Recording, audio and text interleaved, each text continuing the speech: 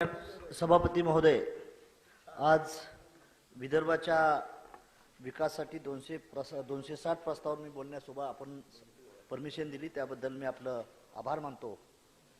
गेली अनेक वर्षापासून विदर्भ विकासासाठी चर्चा होती की विदर्भाचा अनुशेष भरून काढला पाहिजे। या राज्यात विदर्भाचे सुधाकरराव नाईक, वसंतराव नाईक, कन्नमवार साहेब, देवेंद्रजी फडणवीस, गडकरी साहेब, सुधीर भाऊ यासारखे अतिशय विदर्भाबद्दल तळमळ असलेले नेते या भूमीने जन्म दिला, परंतु विदर्भाचा पाहिजे तसा आजही विकास झालेला नाही, ही दुर्दैवाने बोलावं वाटतंय। यात आत्ताच आमच्या मनेशताई कायंदे साहेब ताईने सांगितल्यामुळं एवढंच मी सांगू इच्छितो की विदर्भाचा जर अनुशेष भरून काढायचा असेल तर तिथं कृषी उद्योगाच्या दृष्टीने, कपासाच्या दृष्टीने तिथं आपल्याला सूतगिरणीचं प्रोजेक्ट जास्त उभा केले पाहिजे। आज सूतगिरणीच्या माध्यमातून जर आपण, आज अशी अवस्था आहे महाराष्ट्रामध्ये, कापूस आहे विदर्भात आणि सूतगिरणी आहेत पश्चिम महाराष्ट्रात। हे इंडस्ट्रियल सेक्टरचं धोरण या राज्यानं पहिल्या झुटला बदललं पाहिजे। तीच अवस्था ज्या प्रदेशामध्ये वन जास्त आहेत, नद्या जास्त आहेत, त्या राज्याची प्रगती झाली पाहिजे, त्या एरियाची प्रगती झाली पाहिजे, पण ते होताना दिसत नाही। तीच अवस्था ज्यावेळेस मी दुग्ध विकास मंत्री होतो त्यावेळेस 12,500 कोटीचं बजेट जे पश्चिम महाराष्ट्र आणि उर्वरित महाराष्ट्रात जात होतं ते आणि थांबवून NDDPच्या माध्यमातून मराठवाडा आणि विदर्भाच्या विकासासाठी ते पैसे आम्ही लावण्याचा प्रयत्न केला। तर इथं खऱ्या अर्थाने ह्या जनतेचं प्रबोधन होण्यासाठी त्या लोकांनी कुठलं कृषी ॲग्रोटेड धंदे बिझनेस केले पाहिजेत ह्याचं चर्चासत्र बार इथं घेतलं पाहिजे।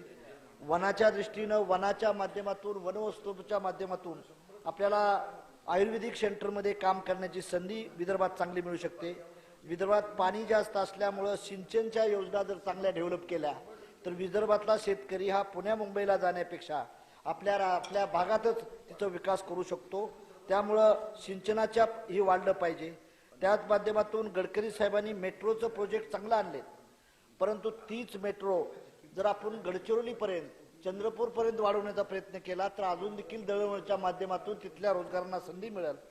आणि फिल्म सिटीच्या बद्दल कोकणात जसं मुलं आणि मुली हिरोंचं प्रमाण जास्त आहे, तसं जर विदर्भातल्या भूमिपुत्रांना जर आपण संधी देण्याचं, ट्रेनिंग देण्याचा प्रयत्न केला, तुम्हाला विदर्भातल्या मुला-मुलींना जर पिक्चरमध्ये काम करण्यासाठी ही दिलं तर हिरो म्हणून आज दरेकर साहेबाच्या गावातली मुलं आणि मुली जास्त हिरो हिरोईन आहेत।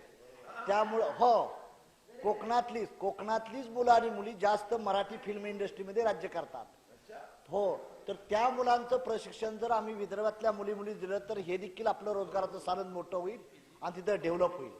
आणि वन विभाग, ज्या प्रदेशामध्ये वन जास्त आहे तिथं पाणी आणि जमीन सुपीक असते, मग त्याचा जर फायदा आपण घेतला, आणि मी सुधीर भाऊचं अभिनंदन करीन की त्यांच्या तालुक्याला इतिहास मोठा आहे, त्या राज्यानं, त्या तालुक्यानं 2 मुख्यमंत्री दिलेत।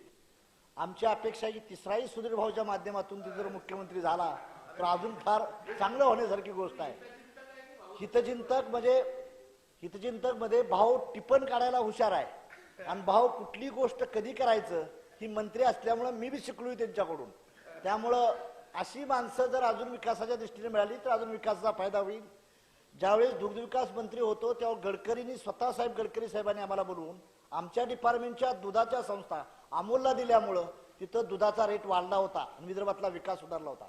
मला एवढंच सांगायचं आहे, बाबासाहेब आंबेडकरांची भूमिका होती की छोटी छोटी राज्य केली तर त्या राज्याचा विकास होईल। फॉर एक्झाम्पल, भाऊ आपल्यानंतर तेलंगणा गेलं, पण तेलंगणाचा GDP वाढत गेला, तेलंगणाचा ॲग्रिकल्चर, ॲनिमल हजबंड्रीचा वगैरे रिपोर्ट वाढला।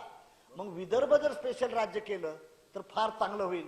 पण भाऊ दुर्दैव आहे, या राज्यामध्ये मोठ्या पक्षाची सत्ता आली का छोटे विचार बाजूला पडले जातात आणि त्या विकासापासून आम्ही वंचित जातो। विदर्भाचं राज्य स्पेशल झालं पाहिजे, राष्ट्रीय समाज पक्षाची फुल मागणी आहे। त्या भागातली मुलं तिथलंच जर विकास झाला, आज सर्वात जास्त खनिज संपत्ती चंद्रपूर आणि भंडाऱ्याला आहे। खनिजचा पैसा जे टॅक्स जातोय तो कुठं सेंट्रल गव्हर्नमेंटला जातोय, तो जरी पैसा आम्हाला थांबला तर आम्हाला कॅन्सर हॉस्पिटल काढता येईल। टाटाचा फायदा घेऊन, टाटाचा सहयोग घेऊन सुधीर भाऊनी देखील कॅन्सरचं हॉस्पिटल उभा केलं। देवेंद्र फडणवीसने देखील अतिशय चांगलं हॉस्पिटल नागपूरमध्ये करण्याचा प्रयत्न केला। म्हणजे ह्या भागाचा विकास होऊ शकतो। म्हणून आमची विनंती आहे, स्पेशल राज्य झालं पाहिजे, सुधीर भाऊ तुमचेच पंतप्रधान आहेत, तुमचेच गृहमंत्री आहेत.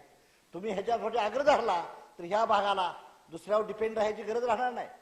आज माणसं म्हणतात पश्चिम महाराष्ट्राच्या लोकांचा बी आदर्श थोडा घेतला पाहिजे भाऊ.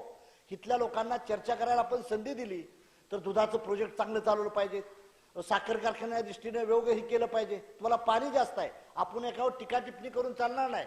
आज कोकणात बी अशी अवस्था आहे आमच्या महाबळेश्वरला, चेरापुंजीपेक्षा जास्त पाऊस पडतो पण उन्हाळ्यात पाणी प्यायला मिळत नाही. म्हणून आपल्याला विनंती आहे, हे राज्य स्पेशल व्हावं. रुक्मिणीचं राज्य आहे, रुक्मिणीचं माहेर आहे आणि पंढरपूर आमचं गाव आहे. त्यामुळे माझी आपल्याला विनंती आहे की या राज्याचा विकास होण्यासाठी विदर्भ हा स्पेशल राज्य झालं पाहिजे आणि त्याला स्पेशल बजेट टाकलं पाहिजे. ही राष्ट्रीय समाज पक्षाची मागणी करून मला जी सभापती महोदय आपल्याला विचार मांडण्याची संधी दिली त्याबद्दल मी आपलं धन्यवाद व्यक्त करतो. प्रवीण दरेकर साहेब. सभापती महोदय.